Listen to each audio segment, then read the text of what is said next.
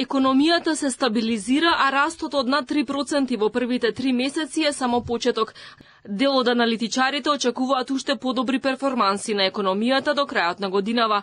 Универзитетскиот професор Синиша Наумовски е оптимист дека и покрај ризиците од надвор во втората половина од 2025-та, растот ќе се темели главно на градежништвото, сектор кој во првиот квартал се зголеми најмногу, односно за 7,1%. Тој смета дека во овој период ќе се видат ефектите од склучените или најавени договори, пред се стратешкото партнерство со Обединетото кралство, инфраструктурните проекти на општините, веќе започнатата изградба на патишта, инвестициите на бизнисот со пари од унгарскиот заем. Во втората половина на годинава јас очекувам растот да се движи малку позасилена динамика, особено во градежниот сектор. Ова го темелам на оние сите ги слушаме договори кои се на повидок, условно речено се институциализирани, особено британскиот заем и оние претходни суперликвидносни извори кои ги добивме како условно речено монетарен систем како банки, можат да креираат нешто поголем раст. Значи очекувам ова 7,2% во градежнава индустрија да биде малку позасилено до крајот на годината. Најголем раст во структурата на БДП имаат бруто инвестициите од 18%.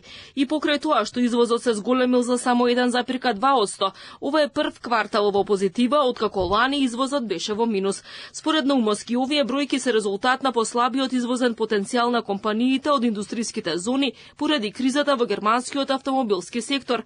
Најавите пак дека Македонија ќе ги сведе на нула царините кон САД и очекува да склучи договор за слободна трговија, како и намалувањето на 67 царински стапки, ќе значи пониски трошоци за суровини и поголема извозна конкурентност. Со намалувањето веќе и кон 50% на репроматеријалите на македонскава држава кон Европскава унија, кон земји за одредени таргетирани производи, исто така мислам дека тоа ќе биде позитивно во делот можеби на заживување или намалување на трошоците на тие репроматеријали кои влегуваат во фабрикиве, еве од Германија ако сакате, за да може да креираат готов учинок. Таму тој потек е добар според мене.